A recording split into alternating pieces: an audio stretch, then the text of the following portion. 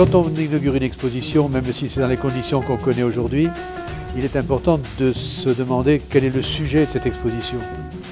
Et le sujet, évidemment, puisqu'il s'agit de photographie, mais néanmoins, c'est Pina Bausch. Et Pina Bausch est un personnage vraiment hors norme au XXe siècle. Elle est véritablement quelqu'un qui a inventé un langage chorégraphique contemporain à nul autre pareil. Naturellement, elle ne vient pas de nulle part. Elle est dans la grande lignée de la danse allemande d'avant-guerre, celle de Kurt Jooss, de Marie Wigman, de quelques autres. Elle porte la tradition de la grande danse expressionniste allemande.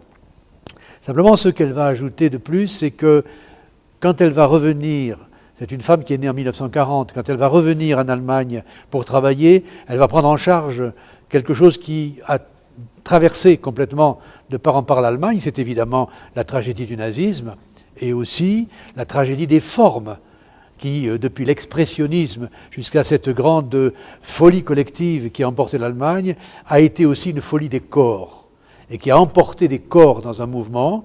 Et quelque part dans la danse de Pina, il y a cette espèce de mouvement ou d'onde de choc qui se répercute. Ça, c'est une première observation. La deuxième observation, c'est que Pina, c'est d'abord un corps. On le voit comme ça. C'est une femme presque androgyne, maigre jusqu'à l'impossible, d'une sévérité absolue. Elle n'est pas dans la séduction de l'expression, jamais. Et cependant, l'exposition va nous montrer une femme et des femmes en séduction. Mais elle, ce qu'elle porte, elle va porter une mémoire, et une mémoire, je dirais, concassée, et un corps qui a été cassé pour réexprimer autre chose. Chemin faisant, elle va inventer un style. Et de ce style, à partir de ses émotions, de son corps et de sa mémoire, va surgir quelque chose qui ne ressemble à rien d'autre. Par exemple, elle va abandonner la narration d'un ballet qui raconte une histoire. Elle va abandonner le joli, le mouvement, le pas de deux. Et cependant, elle va le réinventer d'une autre manière, à partir du fragment. Première chose. Deuxième chose, c'est de la danse qui parle. C'est le Tanztheater, c'est-à-dire une danse qui parle, où les gens parlent. Et ils parlent de quoi?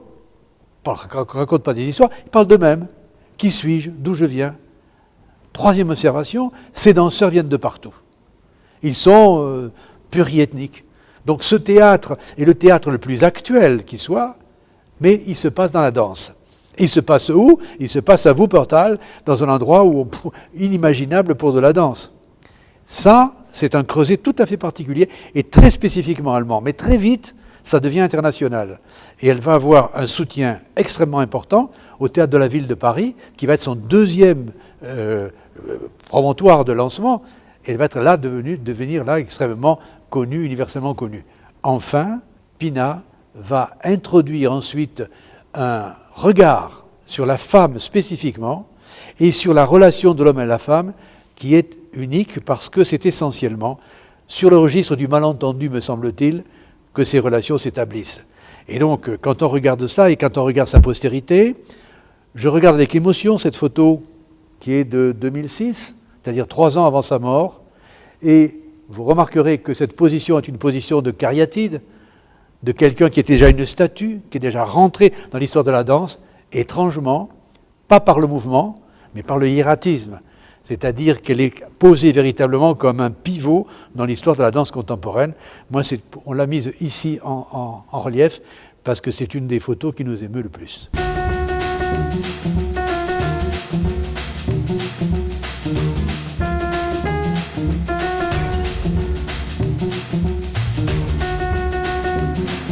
Ursula Kaufmann, elle vit depuis toujours à Essen.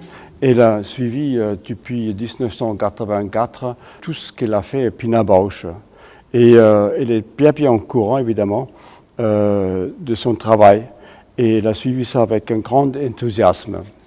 Et je veux juste citer une petite chose qui est dite par Madame Kaufmann.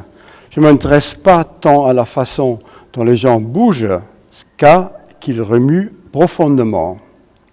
Cette déclaration, le plus citée de Pina Bausch, je l'applique à mon travail de photographe.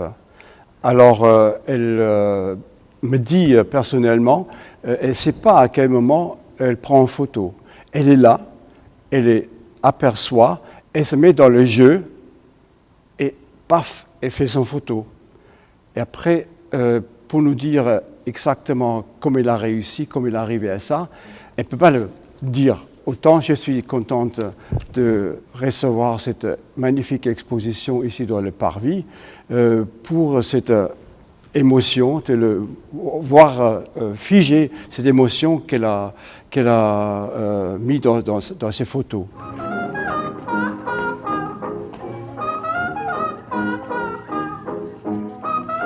Ici, on a un des ballets les plus célèbres de Pina, qui s'appelle Nelken, les œillets. La scène est remplie de fleurs et on va voir les danseurs qui vont venir occuper cet espace dans des séquences tout à fait surprenantes et tout à fait inédites parfois. Mais que peut faire un photographe devant une scène si bien éclairée, avec des personnages en mouvement qui sont toujours très très intéressants? Comment saisir l'essence de la danse de Pina Bausch dans une photo? Comment la cadrer? Et je trouve que cette manière de prendre la photo là est remarquable parce qu'on a à la fois la situation, les œillets, c'est peut-être une prairie, qu'est-ce que c'est, on ne sait pas très bien. Ce sont des chaises dans une prairie, c'est étrange. Et en même temps, ce sont des personnages qui font quoi? Qui font une espèce de ballet assis, ce qui est tout à fait étrange. En même temps, une très grande tension et coordination. C'est-à-dire c'est un mouvement qui est déjà arrêté, ou en tout cas successif, et en tout cas quelque chose de mécanique.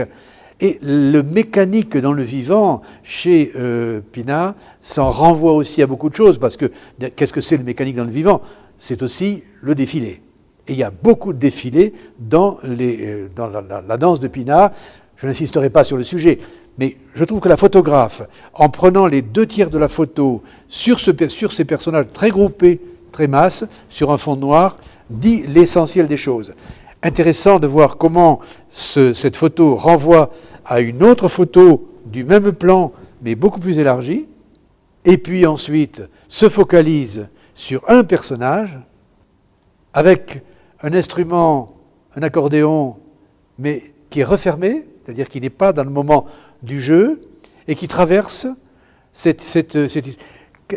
une image comme celle-là, c'est une image qui donne à penser, parce que dans la mesure où c'est une image qui est refermée, qui ne donne pas explicitement son sens, elle oblige le spectateur à se fabriquer une histoire, à se raconter une histoire. Et c'est la force de la suggestion de Pina Bausch de toujours mettre le spectateur en situation active. Qu'est-ce qu'il a à dire de ce qu'il voit? Et en même temps, la photographe réalise là une photo de solo. Le solo est un aspect du spectacle de la création de Pina qui est toujours intéressant. Et il vient après les photos de groupe. Et dans ce solo, elle saisit quelque chose, je trouve, avec une très grande sérénité et comme une suspension. Comme si tout d'un coup, quelque chose était suspendu qui allait se passer. Il y a eu un avant et il y a eu un après. Je trouve que c'est une très très belle photo et qui fait parfaitement écho à la première photo de Pina Bausch qu'on a commentée tout à l'heure en forme de cariatide à côté de sa chaise.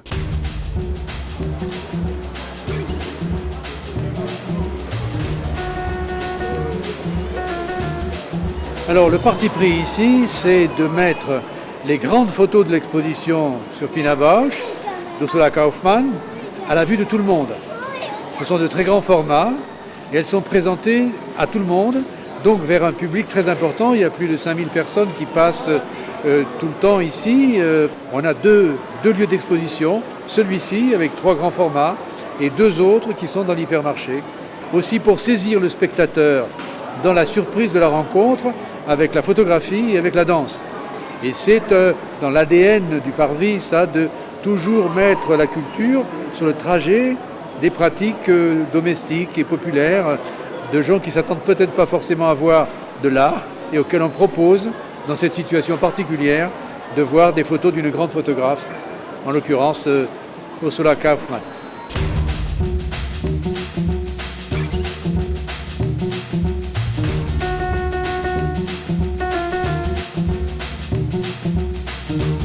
On a inauguré cette exposition avec 6 personnes, malheureusement, et on a C'était avec Alain Vojani, attaché à la jumelage de Pau. Voilà, pour donner une importance aussi générale des événements culturels qui sont actuellement fermés. En espérant cette exposition peut être vue à bientôt et on attend avec impatience évidemment le d'accord gouvernemental.